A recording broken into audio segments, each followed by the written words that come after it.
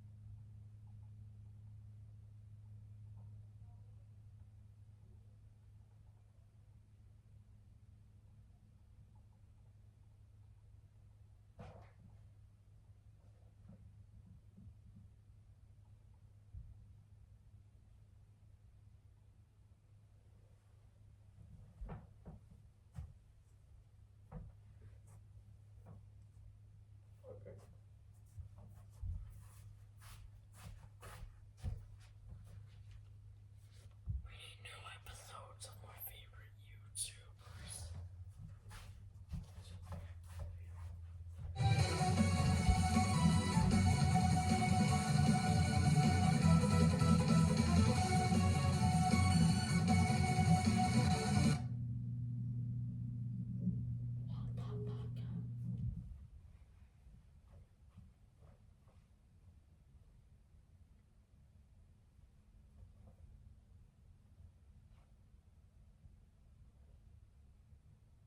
Yesterday it was really dry. Today we're right in the comfortable level. The humidity, it's not noticeable. It is not muggy. It is not tropical. It is not feeling like summer outside. It's really feeling like fall, which, this is the unofficial end to summer, so it is very fitting. The wind is out there too. You might feel it at times. It's about 5 to 10 miles per hour. Nothing too gusty, just enough to be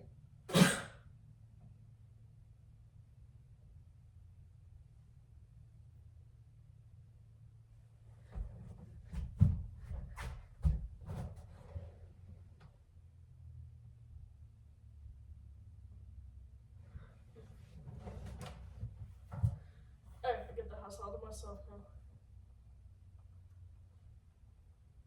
Let's go.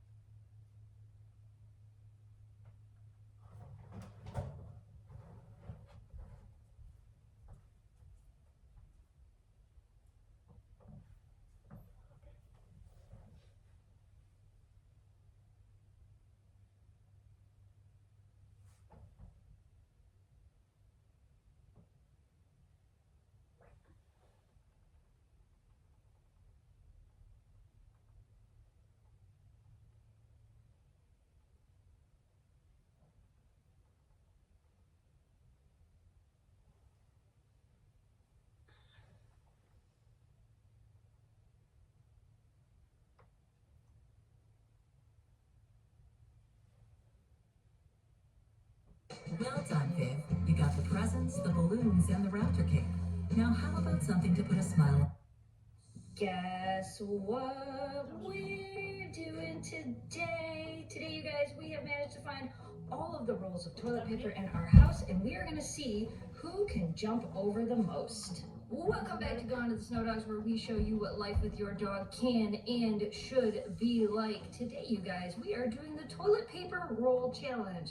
We have managed to find every single roll of toilet paper available in our own house.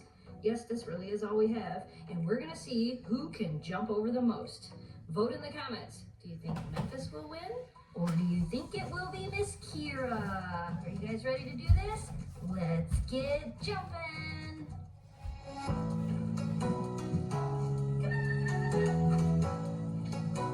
What's here?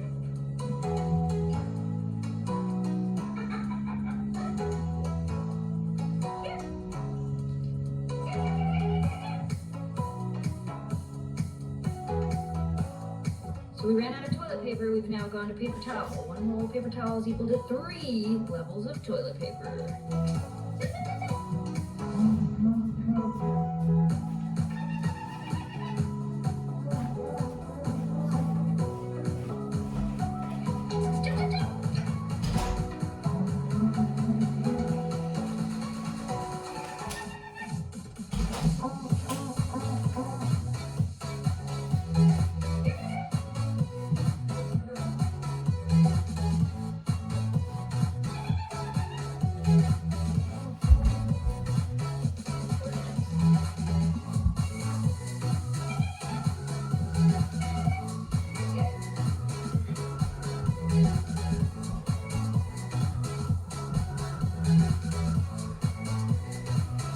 It's a fun game of hide and seek.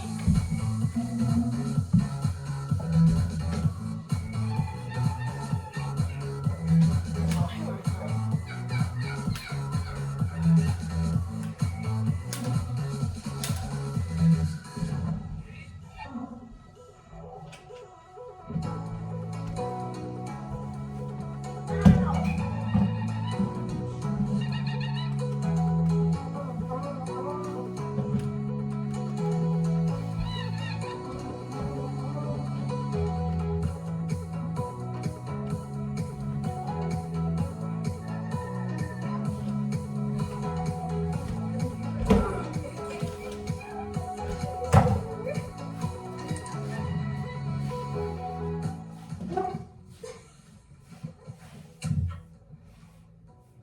Where's Gypsy?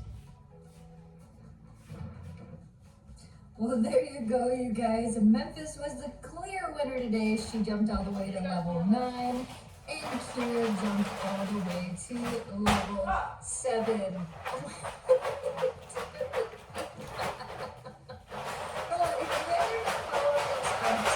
That is actually where we got the original idea for this from, and we do have 2 little TikTok videos where Memphis actually made it to level 11 on her TikTok video. So if you want to go check those out, you can find us at Gone to the Snow Dogs on TikTok. And if you're new here, don't forget to subscribe, hit that bell to turn on all notifications to help us continue to grow the audience. We are inching closer and closer and closer to 1 million audience members. If you end up doing this fun little challenge with your dogs, take your videos and post them in our Facebook group. Yes, we have a Facebook community group for you guys. There are links for it down below. All right, you guys, we hope you enjoyed today's video. As always, thanks so much for watching. Thanks for subscribing. Stay positive, dream big, and we will see you again soon. Goodbye, guys. Go have some fun with your dogs, even if you are stuck indoors.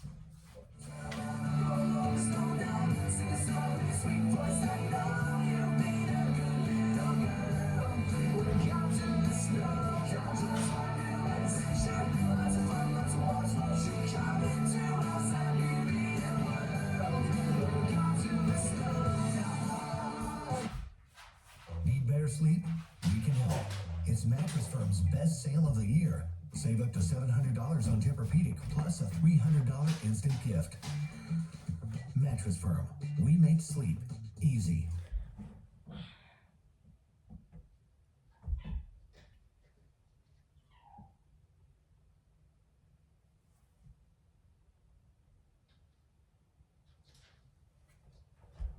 Guess what we doing today?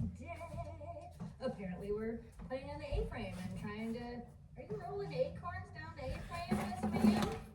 Guys, I feel like we just did a video like this a week ago because we did. A week ago, if you didn't see the video from last week, I'll put it up in the cards and down in the video description below. You can go watch that one first, or you can watch it after this one if you would like. I did a video where we talked about Kira's paw and what's been going on with Kira's paw. Well, fast forward, this dog's fine, to 1 week later. Gypsy, you cannot go outside. Urgent care with Kira. So it is officially been 2 weeks as of tomorrow that she started her antibiotics for her paw. Well, this morning, Jamie was like, Kira is licking her paw. We've kept the booty on her for quite a while. I think she had it off yesterday because everything was looking really good. So this morning he said she was starting to lick her paw and he stopped her. So we went and looked at it again and it was gross. So we called the vet, sent pictures. They wanted to see her. It should not look like this after 2 weeks of antibiotics. So went in today and they did a little, it's called a skin scrape where they kind of do they take a little thing and they look at it under a microscope to see if it's bacterial, fungal, or yeast. And it actually looks like it might be fungal, but there wasn't a lot of fungal. So she started a new medication tomorrow to hopefully treat it. But because the skin scrape didn't really show clearly what it was, we also did a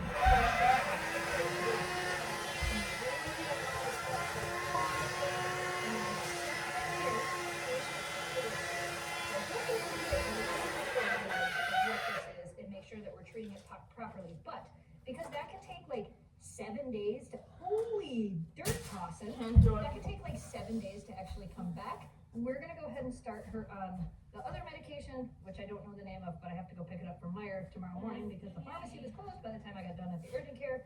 She'll start that medicine tomorrow and we will kind of go from there. What on earth are you doing?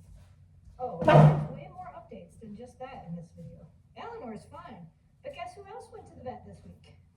That one. See, Kira's good. Memphis also, oh my goodness. Oh my goodness. Oh my goodness. Oh my goodness. You can't, whoa. Okay, slow down. Slow down. Slow down.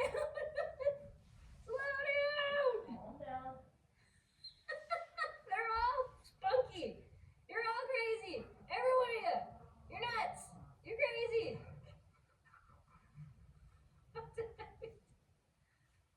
Oh, hey, slow down.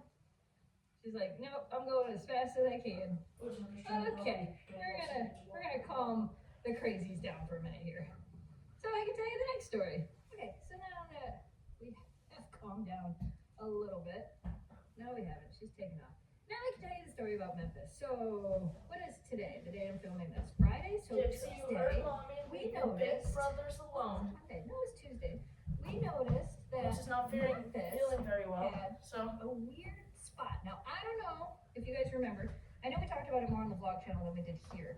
Memphis had a couple of spots on her chest last year where like she lost a bunch of hair and we had to go in, and it was kind of the same thing that we did with Kira. We had to do like a skin scrape and a culture and all these things and figure out what it was so we could make sure we were treating it with the right medicines and things like that. Well, Memphis. Booch, you're not going outside. Discover a world. That's the entrance to my high school. Where every door is a memory. How old am I? 15. Whoa, how old am I? Well, 40. I'm gonna kill you. Booch, no outside, okay? You can't go out. Nice to share this with someone again. Change your future. I wonder how long you said it for. You can't go Just outside. need someone to share it with. A big, bold, beautiful journey. Red door in the middle of the woods. Who put it there? I was up all night with the carpenter's bell. On the theater September 19th. Rated R. Okay. Eleanor's fine.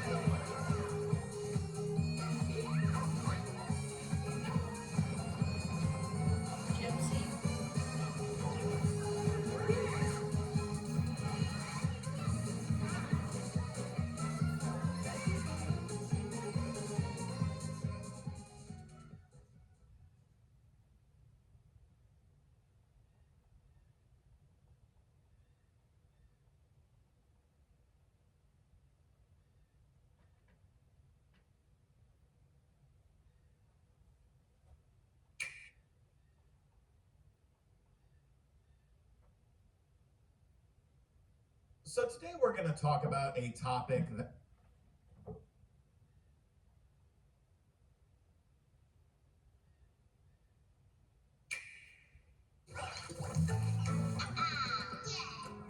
Before younger players start using Game Chat, you'll need to connect your Nintendo Switch Parental Controls app to the Nintendo Switch 2 system.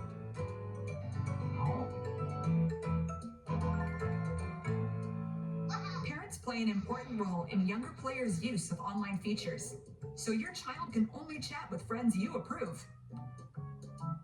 You can rest assured that your child's use of Game Chat follows your rules. Friends you've approved are managed in a list.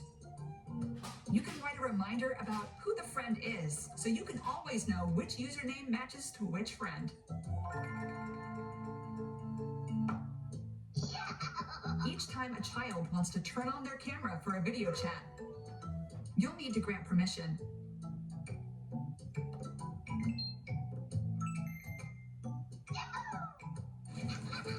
This gives you the opportunity to teach the younger players in your house how to engage safely online. You can set the camera's field of view during video chat using the app too. If you'd rather wait until your child is older to use video chat, you can restrict use using the Game Chat parental controls. It looks like Bowser Jr. got permission, as long as he promises to follow the rules. You can also view your child's chat history. This feature allows you to see who your child has played with and for how long. Please use the Nintendo Switch Parental Controls app to make sure that your child can enjoy Game Chat safely.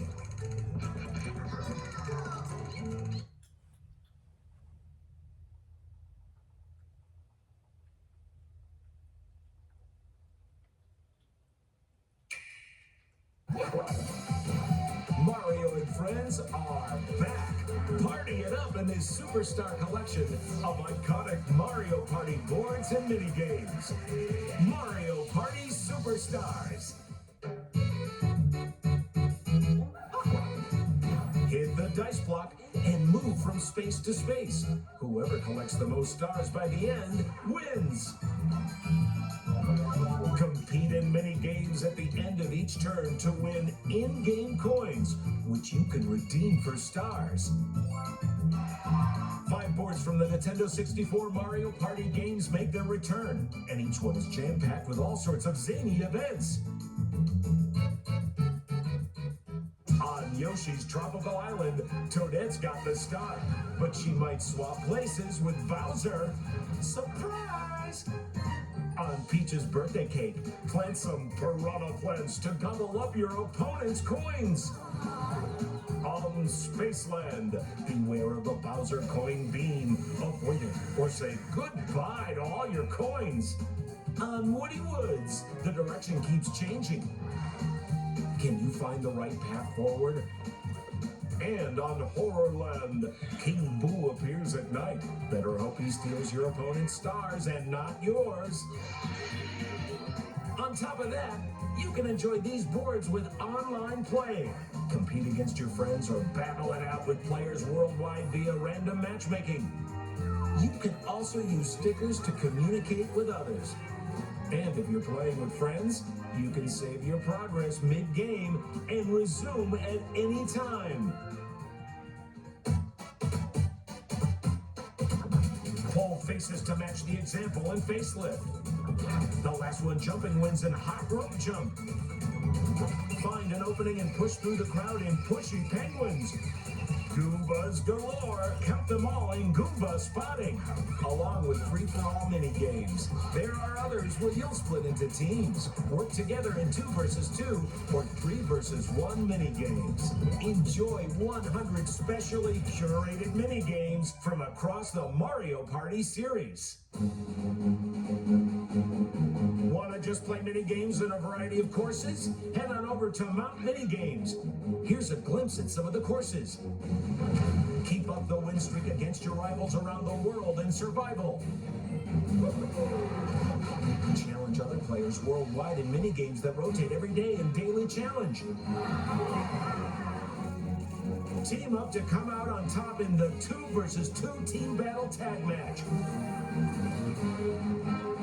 Or play special mini-games you won't find on the boards in sports and puzzles. And what's more, all of these support online play.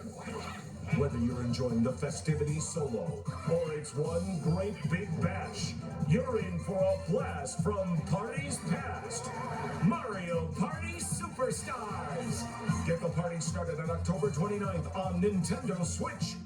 Pre-orders are available now on Nintendo eShop.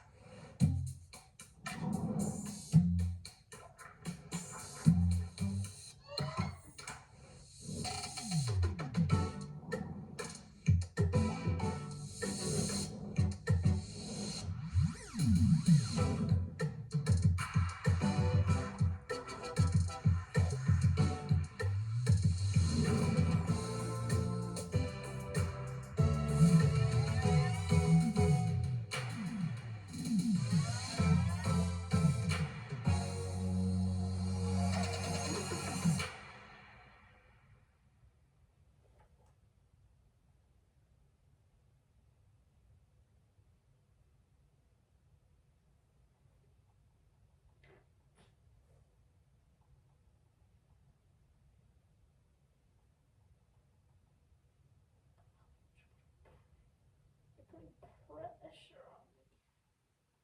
It's fine that you're sitting on it, but you're putting pressure. But it's fine though. It's fine. Just don't put too much pressure.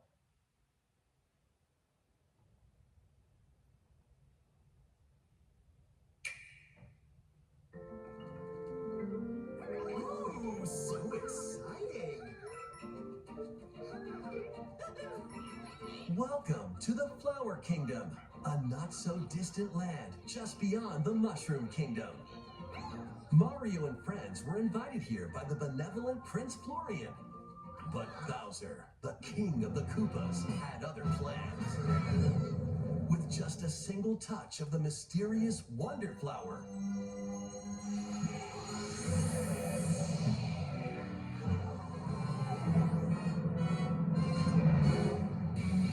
Bowser merged with Prince Florian's castle.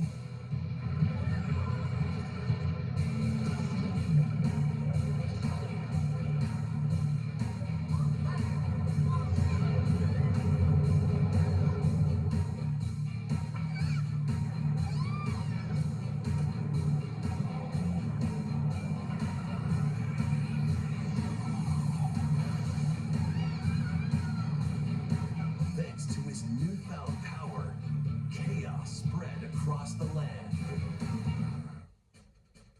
Now, it's up to Mario and friends to stop Bowser and save the Flower Kingdom.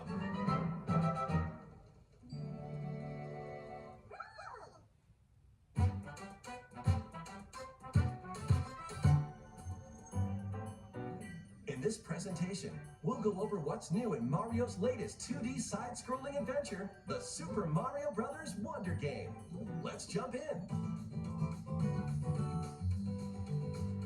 This is the Flower Kingdom. It's made up of 6 distinct worlds that circle the Petal Isles. making a total of 7 areas to explore. Your adventure begins among the tubular hills of Pipe Rock Plateau. Once you get past the freezing foot of the mountain, you'll be aiming for new heights in Fluff Puff Peaks. Many trials await amidst the picturesque scenery and radiant cascades of shining falls. Traverse multiple islands, dive into the sea, and spelunk through caves at the heart of the Flower Kingdom, the Petal Isles. There's also an arid desert with white sand as far as the eye can see, an uncanny forest lined with giant mushrooms, a scorching hot world full of molten magma, and more. A rich variety of courses await in each world. Move around the map in each world to select a course. You can even walk freely through open areas you find. In these spaces, if you're not quite ready to take on a particular course, you can try a different one instead. Play them in any order you like. Once you've played a course, you can quickly come back to it through the courses menu. It's an easy way to find the ones you want to play again. While in courses, you might notice some talking flowers. Get close and onward and upward. How'd you get up here? What a pretty sunset. They'll talk to you, livening up your adventure. I wonder what Goombas taste like. They might give you hints. I wonder if you can get over there. Or coins. You'd share your water with me?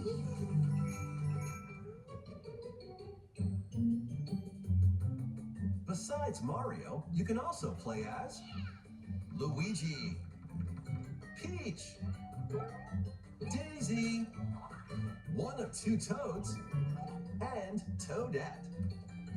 They all play the same, so go with your favorite or mix it up. The Yoshis and Nabbit, on the other hand, won't take damage. They're a great choice if you're looking for a more easygoing experience. Careful though, they'll still lose a life if they fall down a pit, so watch your step. Additionally, the Yoshis can flutter jump, eat objects, and spit them back at enemies.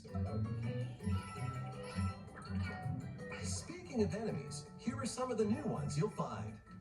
Hoppy cats will copy the player and jump when you jump.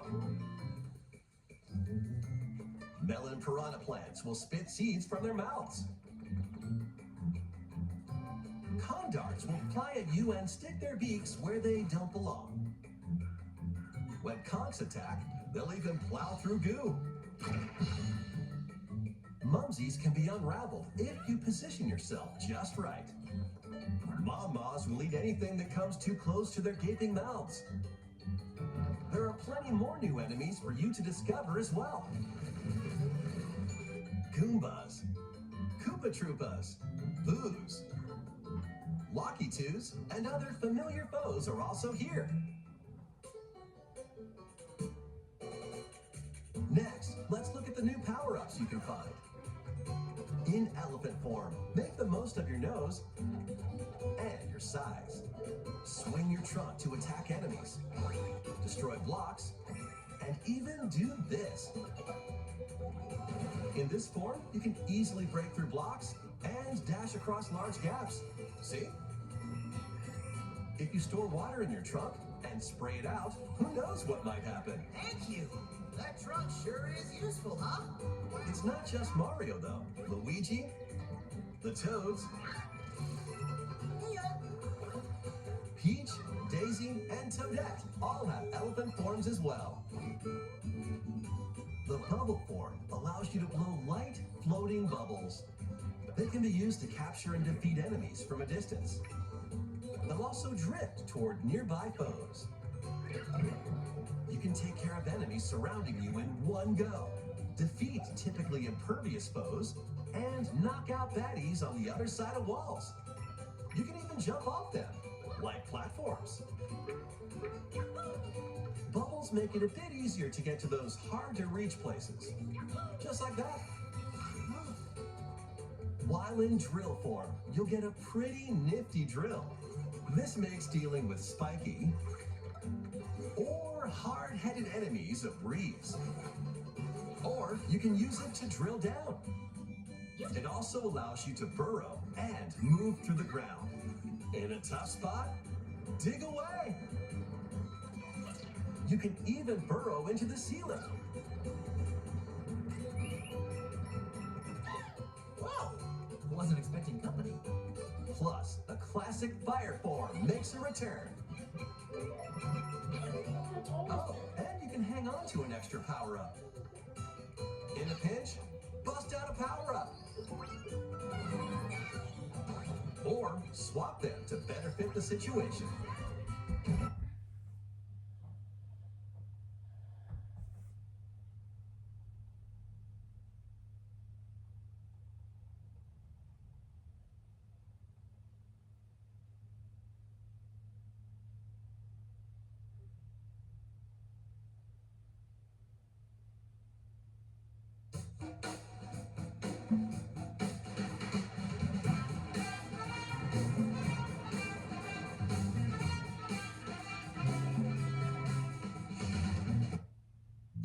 When Nintendo announced the price of its new console and game, the message from fans was clear.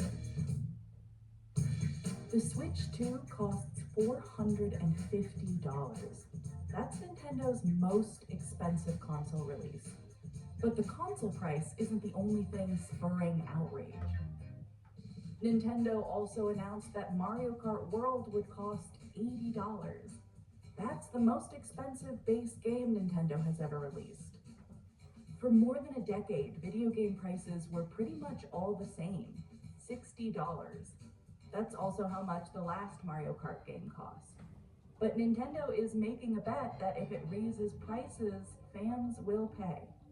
And some industry experts say this pricing adjustment is long overdue. Gaming hasn't updated its prices for a long time. In fact, they've only gone down in a sense. We're in business to make money, which is exactly what we're about. So why is an $80 game such a big deal? 70, right? Nope, 80. Damn. 80? And why is Nintendo suddenly so expensive? In 2024, the industry brought in over $180 billion. That's over 6 times as much as the global film industry. But in the early 1980s, gaming was on the brink of collapse. After several years of just explosive growth, suddenly quality assurance goes out the window. Everybody has a Space Invaders, everybody has a Pac-Man style game, and as a result, consumers, they don't know what to buy. It's a very confusing moment. Famously, E.T. comes out, and the game is trash. It's just a disaster, and all of a sudden, as if the floor gets, like the bottom falls out of the industry. People thought that video games were officially dead. Even the word games became a dirty word. It's a fad, it's a toy, it's a temporary infatuation like a hula hoop or a roller skate. Things were looking grim for the industry until Nintendo entered the scene and single-handedly revived video games. Nintendo enters the US market and everybody thinks they're crazy.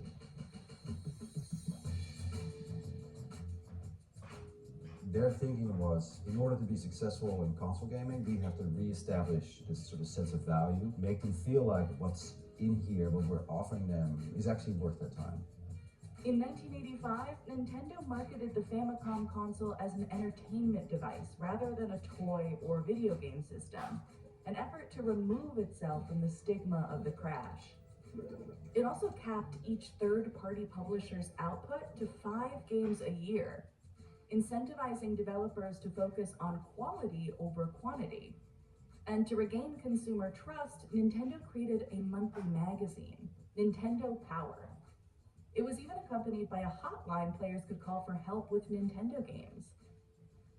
Every game published for the Nintendo Entertainment System, or NES, carried an official Nintendo seal of quality.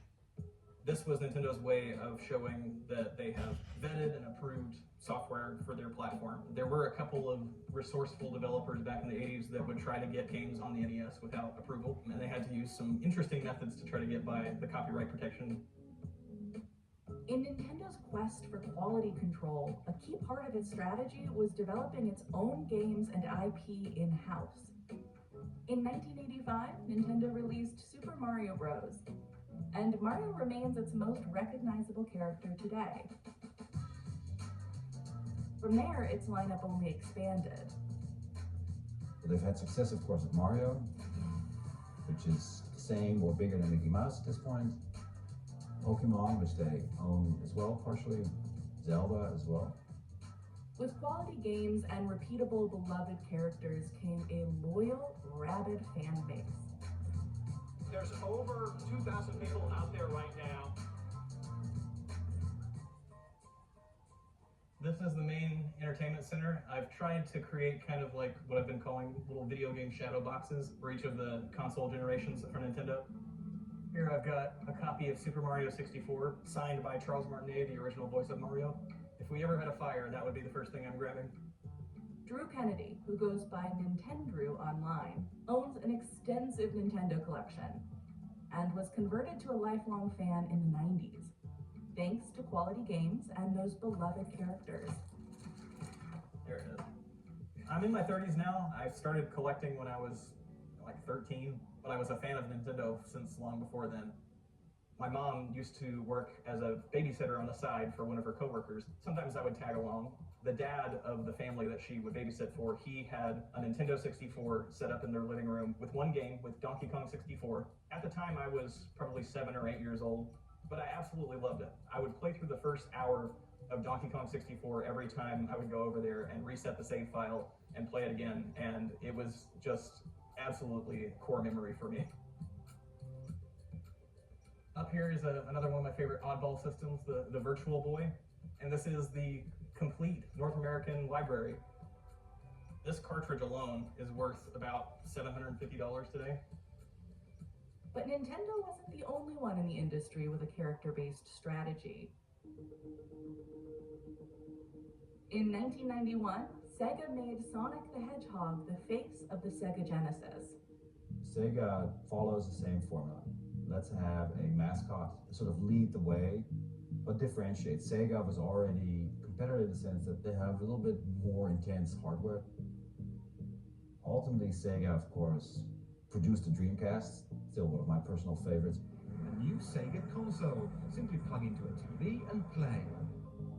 The launch of the Genesis marked the start of the first console war, where Nintendo and Sega battled it out to control the video game market in the United States. Every Nintendo sold, from our point of view, is one person out there not buying Sega software. Sega's market share went from just 6% in 1989 to as high as 65% by 1992. But while Sega marketed to older kids and teens and made some risky bets on console hardware, Nintendo stuck to its slow but steady strategy of family-friendly titles and commitment to quality. By 1995, Nintendo had regained its lead over Sega. They just couldn't hack it. There's only so much room in the market for it, and Nintendo won out. And at some point, the difference between the different devices becomes marginal. And so then people go with what they know best. Are the games better? So other than Sonic, there's a few different IPs on the Sega platform and the ecosystem there. It's not quite as popular as the Nintendo ones. Nintendo's secret to beating Sega is still the company's edge over its competitors 30 years later. Everything was in service to making sure that game experience was top tier, especially from the marketing perspective. We were really showcasing the great work that the developers were doing, creating these magical experiences through games. That's Krista Yang and Kit Ellis. They worked for Nintendo of America's public relations team for over a decade. The thing that's really interesting about working at Nintendo is that it's a very large company, but it's a very small company relatively in terms of other companies within gaming, within entertainment. Something that we heard about all the time was the concept of competing in the red ocean, which is what we had been doing previously with Sony and Microsoft, where everybody is kind of competing on the same points, versus the blue ocean, which is we don't really have anybody that we're competing with. We've created our own niche. Nintendo is very much colorful and playful, Xbox tends to focus more on like shooters, they have a lot of racing games. PlayStation really leans into like more adult narratives and like deep stories. Now you have Astrobot from the PlayStation. It's like, okay, so 15 years later, you got your own Mario, but Nintendo's already claimed it because they've gotten it right from the beginning. Nintendo's exclusive franchises like Zelda and Pokemon kept growing in popularity. But to access them, you needed to own a Nintendo console. Nintendo likes to keep its own titles on its own platforms, and it's one of the few companies that can do it. There's no Nintendo games on Steam. There's no Nintendo games on Xbox. That's for a reason. This exclusivity has allowed Nintendo to keep game prices high and rarely put them on sale. Take Mario Kart 8 Deluxe, for example. It's 8 years old and is still sold at full price on Nintendo's website. Even a pre-owned version costs $50. Nintendo has always positioned itself as just like a premium experience. Ever since Nintendo has re-established value in the industry, they haven't let it go. That's something that we would have a lot of conversations about, was let's be careful that we're not doing anything that's going to devalue our products, either literally in terms of dropping the price, or in more of an ethereal way where it's going to make our consumers think less of them. When I was growing up, I always kind of was drawn towards Nintendo and PC gaming as well, because it seemed to me at least that about 90% of the library that would come out for Xbox or PlayStation would usually also come out on PC. That lack of exclusivity can mean massive price cuts. Take God of War, Sony's once exclusive top-selling game on the PlayStation 4. It retailed for the standard $60 in 2018, but has now been as low as $20 on Steam. You can pretty reliably expect that those games are going to go on sale not long after they come out. Whereas when it comes to Nintendo, those games are reliably going to stay at that same price point for years. Those are the ones where I will sit in line or put in a pre-order to try to get them on day one, because I want to be able to experience it as soon as possible. So why does Nintendo seem to be the only one to maintain premium prices? Nintendo has managed to capture and establish a portfolio of things like Pokemon and Mario and Zelda that are of such high quality. These are at the top of the food chain in terms of experiences, and they know that, and so they very carefully curate them so that they don't have to negotiate on price. I think Apple is a good comparison in terms of a company. An iPhone is not so exorbitantly priced that people simply can't get it, but it is a little bit more than the other options that are out there. But there's a strong belief that the reason that it's priced that way, that the added benefit that you're getting versus the others, is well known and very clear. While Mario Kart World is the most expensive base game Nintendo has ever released, the Switch 2 is also Nintendo's most expensive console at $450. But that's still cheaper than most competing gaming systems, which is another part of Nintendo's strategy. Throughout the console generations, they've generally been the cheapest option, and I think that that is right in line with their kind of family-friendly strategy. They've wanted to have as many people as possible get access to their product. A prime example of this success was the Wii, priced at $250 and bundled with Wii Sports in North America. That's half the price of the PlayStation 3 at launch. The Wii was so much fun, and it was something very different. It sounds too good to be true. Being able to play a game of tennis in your lunch hour, and you don't even have to take your suit off.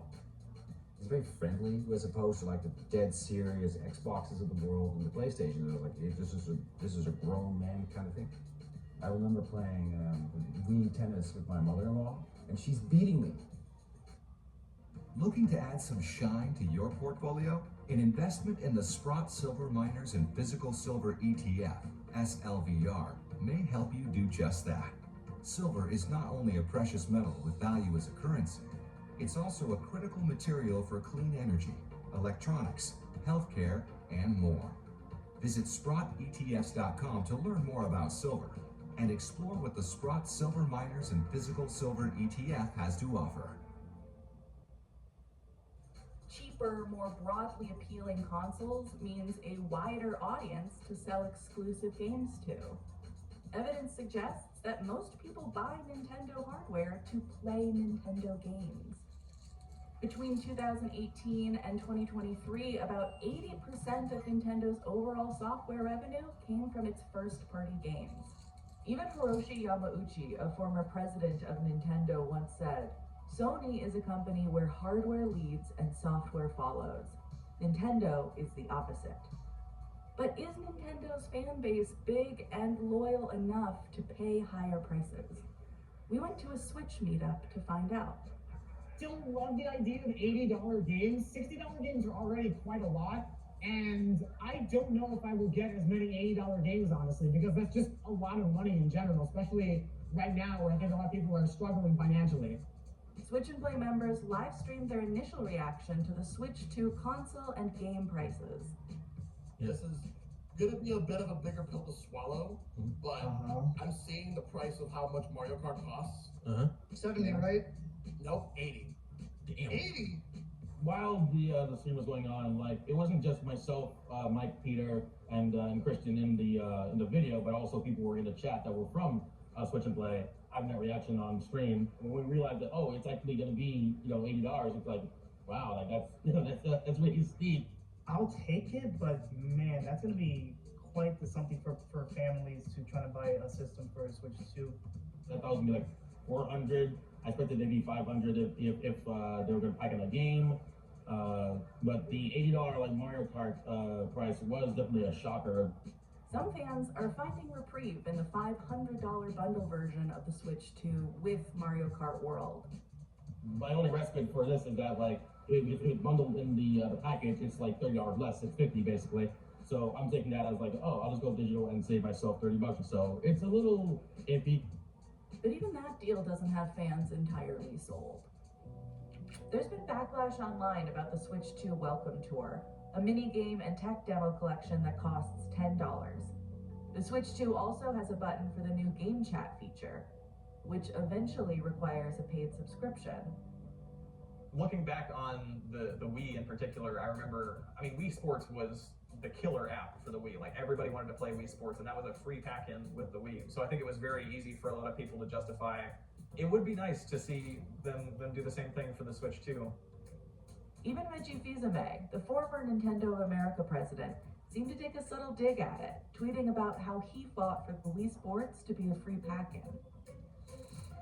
Releasing a new product at an all-time high price is always a risk. In 2011, Nintendo released the 3DS for $250, $80 higher than the DSi that preceded it, only to drop the price by exactly $80 5 months later. Critics said that the high price and lack of launch games left little motivation to upgrade. Sony did the same thing with the PlayStation 3. You come out with a price point and then you realize you're wrong. Some analysts speculate that Nintendo raised prices in anticipation of tariffs. They say, around the Switch 2, we think it's a premium experience that warrants this higher price point. Yes, and also there is a huge amount of tariff-based volatility in the market. When you build things that are manufactured in China and have to be shipped to the US, it's very expensive. And so they have to bake that into their models. We can't verify how big an impact tariffs had on the price of the new console or games. But fans were fearful that the Switch 2 could get more expensive when Nintendo delayed the pre-order date in the US and Canada after President Trump announced his Liberation Day tariffs in early April. But it didn't end up raising the price, and Nintendo's president denied that tariffs influenced pricing. Many balk at an $80 price tag for a single game. But adjusted for inflation, $80 isn't as pricey as it seems. Take a look at this catalog from 1997. Super Mario 64 cost $60. That's around $119 today. In 2020, some companies started selling games for $70, the first price adjustment in decades. That'd be around $86 today. Take a look at this chart. It shows the price of Nintendo's top-selling titles since the NES, adjusted for inflation. Games have actually gotten cheaper. Some say $80 games will be the new normal. One former PlayStation executive said Nintendo was pulling the Band-Aid right off for the industry. And Yost says it's long overdue. The cost of game development has gone up. If you compare, say, the cost of a franchise like Call of Duty, a decade ago, a brand new Call of Duty game would cost about $45 million to develop. Today, that's about $700 million. Grand Theft Auto 6 has been in development for about 11 years, and it has a budget of a rumored $2 billion.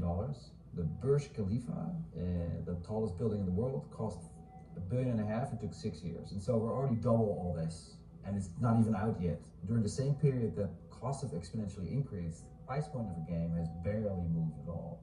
Something's got to give. They have to either sell more copies or they have to increase the price. Nintendo says prices will be variable, but other companies are already following suit.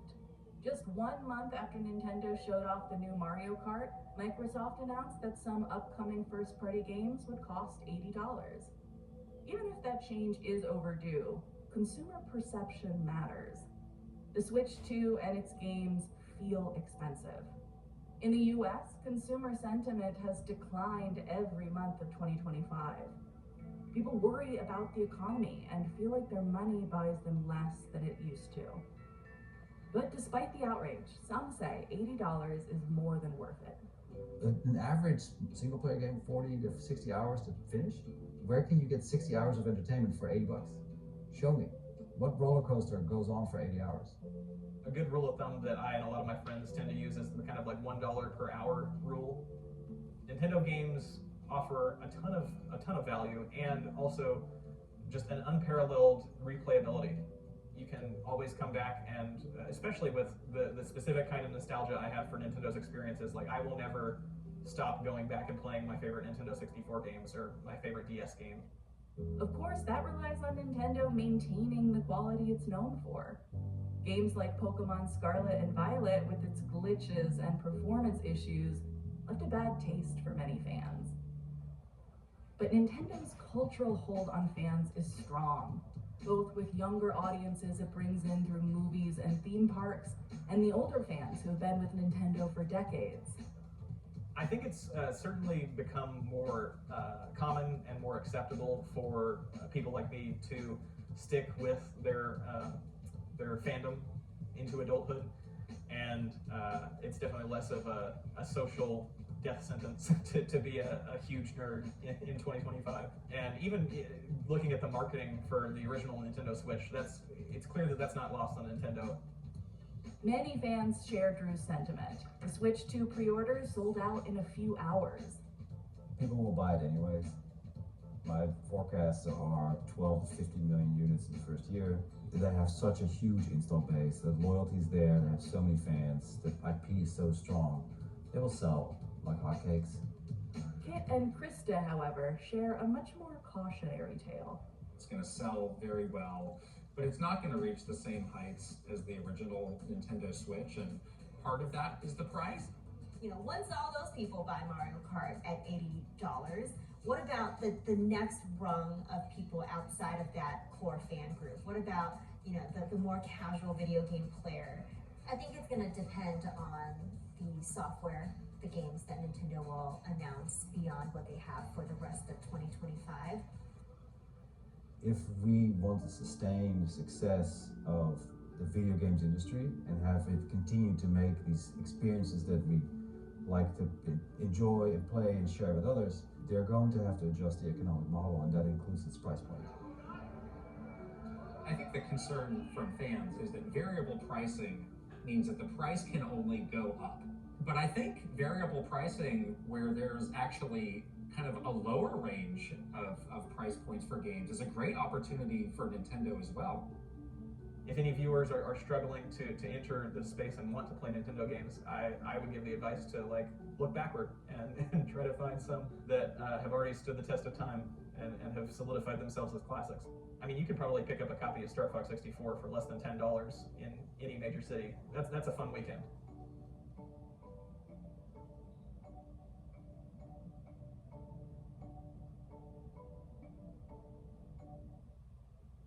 Old Navy, the destination for dinner. Slouchy. Extra high.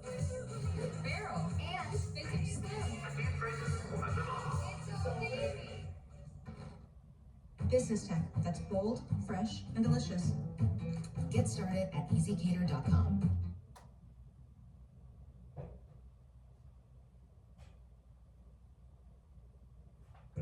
Mario Kart is more successful than it has any right to be. More successful than regular Mario games, in fact. On the Switch, Super Mario Odyssey has